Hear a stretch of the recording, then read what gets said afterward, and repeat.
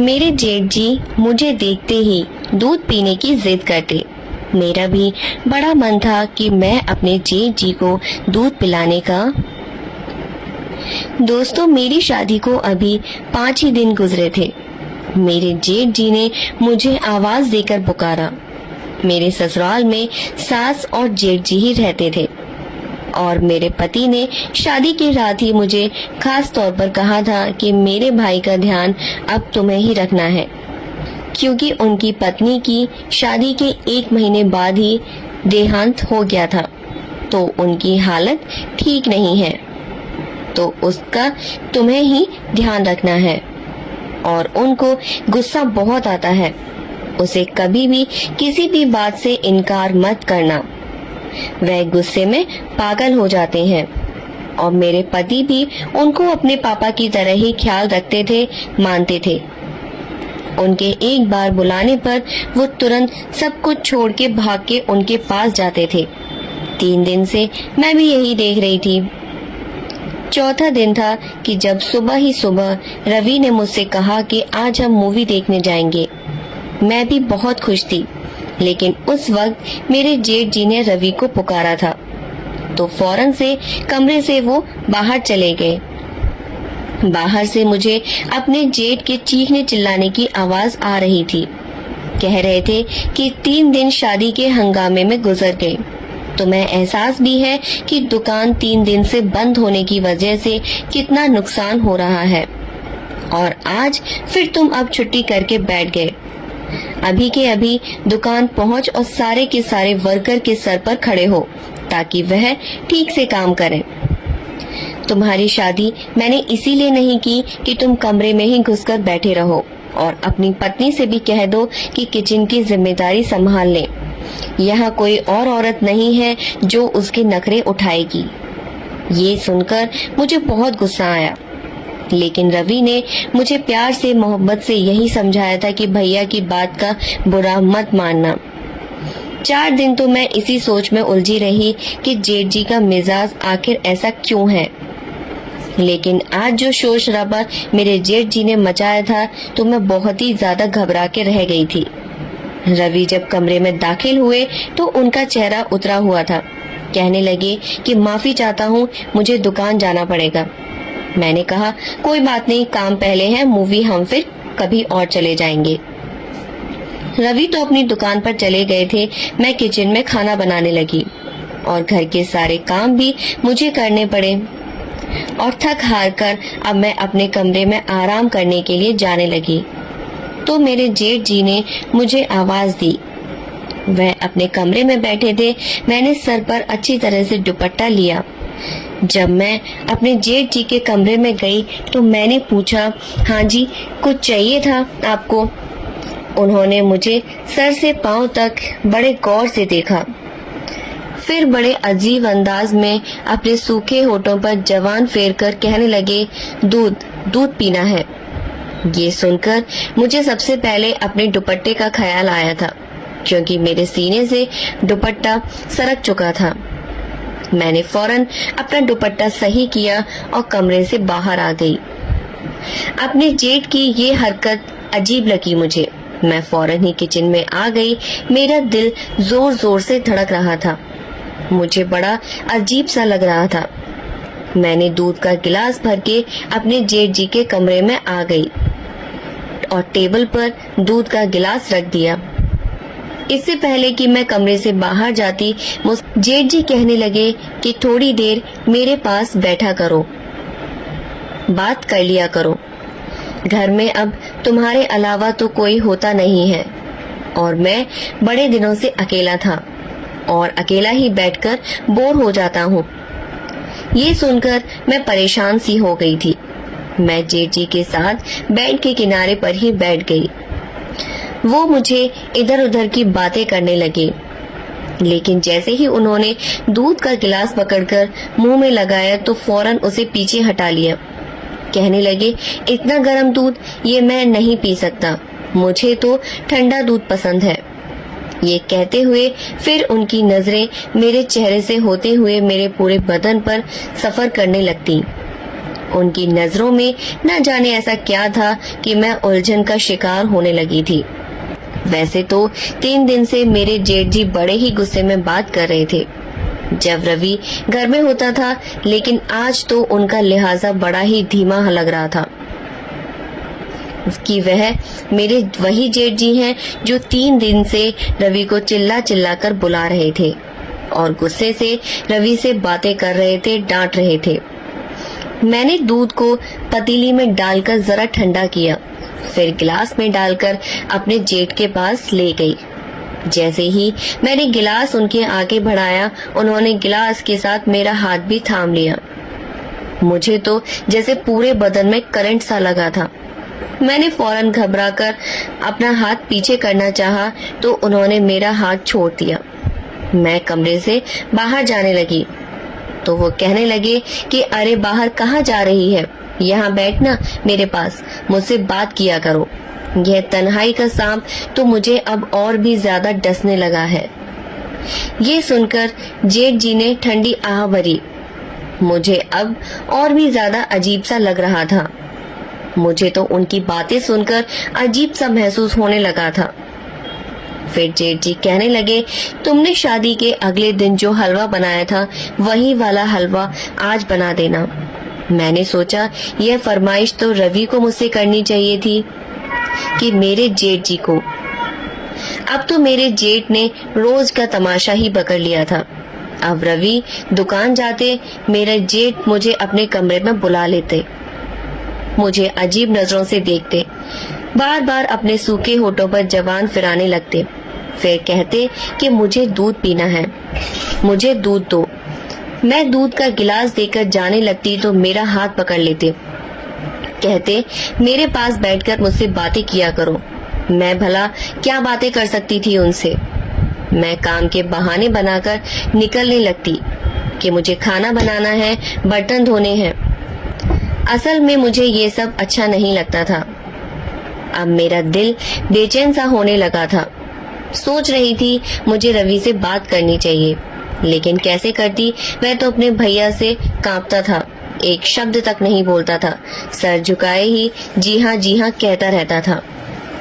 एक दिन मैं घर का काम कर रही थी कि मेरे जेठ अचानक से आ गए और मुझे पीछे से पकड़ लिया और झटके से दीवार से लगा दिया और फिर जो कुछ मेरे साथ किया, मैं अपनी इज्जत बचाकर अपने कमरे में चली गई। अपने कमरे का दरवाजा भी बंद कर दिया, कुंडी लगा दी। बेचैनी मुझ पर बुरी तरह से सवार थी। मेरा शरीर पूरी तरीके से कांप रहा था। मैं सोच भी नहीं सकती थी कि मेरा जेठ मेरे साथ ऐसा भी हरकत कर सकता है। मेरी आंखों से आंसू बहने लगे थे।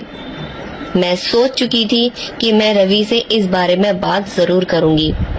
मैंने पूरा दिन कोई काम नहीं किया था, अपने आप को कमरे में बंद कर चुकी थी।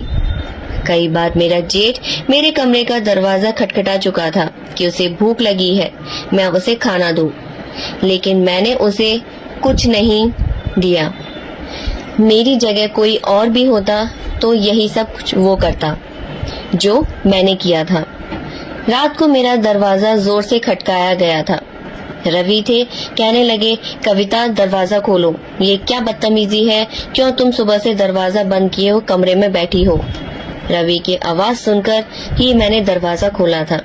जैसे ही मैंने दरवाजा खोला तो दोनों भाई मुझे गुस्से से देख रहे थे। कहने लगे, तुम जरा भी एहसास और शर्म नहीं है, मेरा भाई सुबह से भूखा बैठा हुआ है और तुमने इन्हें रोटी तक नहीं दी। इन्हें शुगर की बीमारी है, अगर इनकी तबीयत खराब हो जाती तो इसकी जिम्मेदार कौन होता।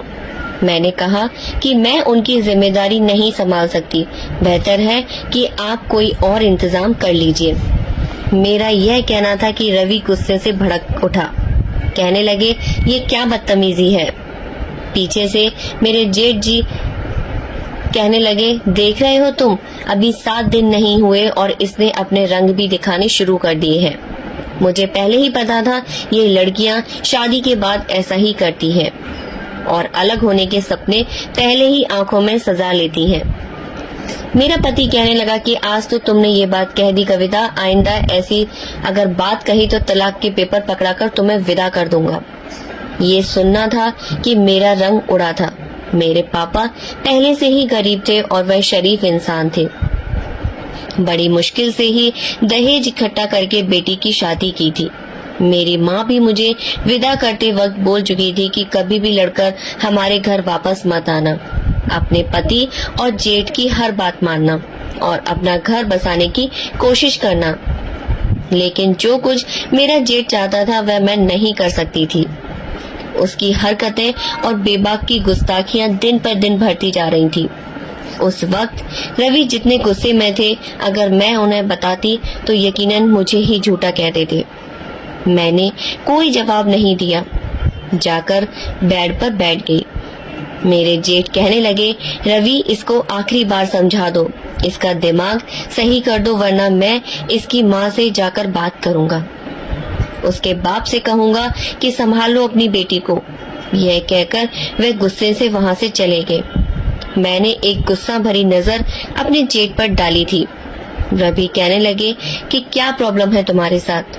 तुम्हारे सर पर कौन सा बोझ है जो तुमसे संभाला नहीं जाता? अरे मेरा एक ही तो भाई है, एक ही तो माँ है, ना कोई बहन है, ना कोई ऐसी बड़ी फैमिली है। तो लड़कियां ख्वाहिश करती ही हैं जहाँ उनके सर पर कोई जिम्मेदारी ना हो। मैंने कहा कि काश कि मेरी सास और देवर नंद होते तो आज मैं जिस हाल से गुजर रही हूँ उस हाल से ना गुजरती। वो मुझे गुस्से से देखने लगे और कहने लगे, ऐसे कौन से मसला पैदा हो गए हैं? मेरे भाई ने तुमसे सिर्फ 2 वक्त की रोटी ही तो देनी पड़ती है, वह भी अगर तुम्हें बोझ लग रही है तो देखो अपने घर में झगड़ा फसाद नहीं किया जाता। दुकान से थका हारा आता हूँ और आते ही यह सब कुछ नहीं देख सकता। मुझे सुकून चाहिए। मैंने शादी सुकून हासिल करने के लिए की है, ना कि ये फसाद झगड़ा देखने के लिए। मैंने कहा कि रवि ऐसा करो, अपने भैया की भी शादी करवा दो। यह कहना था मेरा कि एक जोरदार थप्पड़ रवि ने मेरे मुंह पर मारा। कहने लगे, शर्म नहीं आती तुम्हें ऐसी बातें करते हुए? बड़े भाई की इस उम्र में शादी होगी, क्या मेरे भाई को 2 रोटियां भी तुम नहीं दे सकती? मेरे भाई की 2 रोटियां तुम पर इतनी बोझ बन गई हैं जो तुम्हें पकाना भी भारी पड़ रहा है। मैंने कहा, तुम मेरी बात नहीं समझ रहे हो। वह कहने लगे, यह कौन सी बात है जिसे मैं समझूं? बेतुकी सी बात है। मेरे भाई की उम्र 50 साल है, कब्र में पांव है, शुगर ब्लड प्रेशर के मरीज हैं और तुम चाहती हो इस उम्र में मेरा भाई एक औरत की जिम्मेदारी संभाले? मैं उन्हें अब क्या बताती कि उनके भाई ने अपने ही भाई की पत्नी पर नजर रखे हुए हैं। मैंने कहा कि आप शादी करवा दें, मैं आपके भाई और भाभी दोनों को संभाल लूंगी। मेरी बात पर वह अजीब सी हंसी हंसने लगे और कहने लगे कि एक मेरे भाई की तो रोटियां तुमसे पकाई नहीं जा रही हैं और तुम मेरी भाभी को भी संभाल लोगी। देखो ये घर और दुकान सब मेरे भाई के नाम है। अगर कोई उनकी पत्नी की हैसियत से आ गई तो सब कुछ अपने कब्जे में ले लेगी, मुझे और तुम्हें धक्के मारकर निकाल देगी इस घर से। भैया के गुस्से से तुम अच्छी तरीके से वाकिफ हो। जब वो गुस्से में आते हैं तो किसी का लिहाज नहीं करते। मैं भी चुपचाप भैया की सुनता हूँ। अब दोबारा से भैया की शादी का नाम मत लेना। ये कहकर वह कमरे से बाहर निकल गए। अब मैं सोच में पड़ गई थी कि मुझे क्या करना चाहिए। मैं अपने जेठ की इस तरह की हरकतें बर्दाश्त नहीं कर सकती थी और मैं अब अपने घर वापस नहीं जा सकती थी और अपने घर जाने का मतलब था कि मैं अपना घर बर्बाद कर बैठती। हम लड़कियां भी कितनी मजबूर होती हैं, अपना घर बसाने के लिए क्या कुछ हमें बर्दाश्त करना पड़ता है। अब मैं तलाक ले लेती तो दोबारा मेरी शादी का सवाल ही पैदा नहीं होता था। अगर मैं तलाकशुदा हो जाती तो मेरे माँ बाप जीते जी मर जाते। फिर मेरे जेठ ने मुझे आवाज दी। मैं बड़ी मजबूरी में और बेबसी में उनके कमरे तक गई। मुझे देखकर वह अजीब सी हंसने लगा। तुम क्या समझती थी कि रवि तुम्हारी बात सुनेगा? अब सुनो, अगर तुम चाहती हो कि तुम्हारी जिंदगी आसान हो तो तुम वही करोगी जो मैं तुमसे कहूँगा। मैं बेहद परेशान होकर रह गई थी। कहने लगे, जाओ जाकर मेरे लिए दूध लेकर आओ। ये सुनकर मेरा जी चाहता था कि मैं अपने आप को खत्म कर लूं। ऐसी गंदी और बेइज्जती भरी जिंदगी मुझे अब बर्दाश्त नहीं हो रही थी। मैं अब यही करती थी कि खाना अपने जेठ के कमरे में पहुंचाकर फौरन बाहर आ जाती थी। ना उनके पास बैठती थी, ना ही उनसे बातें करती थी। ज्यादातर वक्त मैं अब अपने कमरे में ही गुजारने लगी थी। एक दिन तो हद ही हो गई। मेरे जेठ जी ने रवि का भी लिहाज नहीं किया। रात को खाना खा रहे थे। मैंने अपने जेठ की फरमाइश पर पनीर और पूरी बनाई थी। खाना खाते हुए कहने लगे, आज तो बहू ने मेरा दिल खुश कर दिया। बहुत मजे का खाना बनाया है। रवि ये सुनकर मुस्कुराने लगे, मुझे गर्व भरी निगाहों से देखने लगे, लेकिन मुझे जरा भी खुशी नहीं हुई थी। फिर जेब से मेरे जेठ ने एक लिफाफा निकाला और मेरे तक बढ़ाया और कहने लगे, ये लो तुम्हारा इनाम है, इसे रख लो। मैंने इनकार कर दिया। मैंने कहा, मैं अपना फर्ज निभा रही हूँ। रवि मुझे घूरने लगा और कहने लगे, भैया अपनी खुशी से दे रहे हैं, इनकार नहीं करते, रख लो। ना चाहते हुए भी मैंने वो लिफाफा पकड़ लिया और जब मैंने वो लिफाफा खोला तो इसमें 5,000 रुपए रखे थे। फिर मैं जैसे ही खड़ी हुई तो मेरे जेठ भी खड़े हो गए और मेरी तरफ बढ़कर मुझे अपने गले लगा लिया और मेरे माथे पर चूम लिया। मैं तो यूं ही थी कि जैसे कि पत्थर की मूर्ति बन गई थी। कहने लगे कि ऐसे ही रहोगी तो बहुत जल्दी मेरे दिल में जगह बना लोगी। ये कहकर वो अपने कमरे में चले गए। मैं रवि को देख रही थी, जिसके चेहरे पर कोई भी असर नहीं था, लेकिन ये चीज मुझे बहुत ज्यादा बुरी लगी थी। मैंने कहा कि भैया का यह कौन सा तरीका है? मैं उनकी सगी बेटी नहीं हूँ। उनको चाहिए मुझसे दूरी बनाकर रखे बात किया करें। उनका क्या हक बनता है कि मुझे अपने सीने से लगाने का? ईश्वर ने भी तो एक उम्र के बाद बाप और बेटी को भी दूर रखने के लिए कहा है। रवि मेरी इस बात पर भड़क गए और उठे। कहने लगे, तुम इतनी छोटी सोच की मालिक हो सकती हो, मैंने कभी नहीं सोचा था। मेरा भाई तुम्हें अपनी बेटी समझता है। क्या हुआ जो उसने तुम्हें जरा सा हाथ लगा दिया, तुम्हारे सर पर प्यार कर लिया। अजीब लड़की हो तुम। बजाय इसके कि भैया के दिल में जगह बनाओ, तुम हर बात पर ऐतराज करती हो। वह धीमे लहजे में मुझे घूर कर बोल रहे थे। कहने लगे कि शुक्र करो कि भैया ने ये बातें नहीं सुन ली, वरना बहुत ही मुसीबत बढ़ जाती मेरे लिए। फिर रवि ने मुझे उंगली उठाकर चेतावनी देते हुए कहने लगे, मैं तुम्हें आखिरी बार समझा रहा हूँ कविता, अपना रवैया भैया के साथ ठीक करो। मैं रोने लगी। मैंने रवि से कहा, मेरी बर्दाश्त की हद अब खत्म हो चुकी है, ऐसा करो मुझे मार दो। फिर मैं अंदर चली गई। अगले दिन जेठ जी ने मुझे बुलाया और बोले कि मेरी कमर में दर्द हो रहा है, थोड़ा बाम लगा दो। मैं तो डर गई कि अब क्या होने वाला है। फिर मैं बाम लगाने लगी। अब जैसे ही मैंने बाम लगाना शुरू किया, जेठ जी ने आवाज निकालना शुरू कर दिया और उन्होंने मुझे पकड़ लिया और बोले, आज मुझे मत रोकना, आज मुझे तुम्हारे साथ गेम खेल लेने दो। मुझे समझ नहीं आ रहा था कि क्या करूं। फिर उन्होंने वो सब कुछ किया जो एक पति पत्नी के बीच होता है, और अब जब उनका मन करता तो वो मुझे अपने कमरे में बुला लेते और गेम खेलने लगते। दोस्तों, तो ये थी आज की हमारी कहानी। अगर आपको अच्छी लगी हो तो कमेंट करके बताइएगा। साथ ही साथ हमारी कहानी को लाइक कीजिए, ज्यादा से ज्यादा शेयर कीजिए और चैनल को भी सब्सक्राइब कीजिए। तो दोस्तों, मिलते हैं आपसे एक नई वीडियो में एक नई कहानी के साथ। धन्यवाद दोस्तों।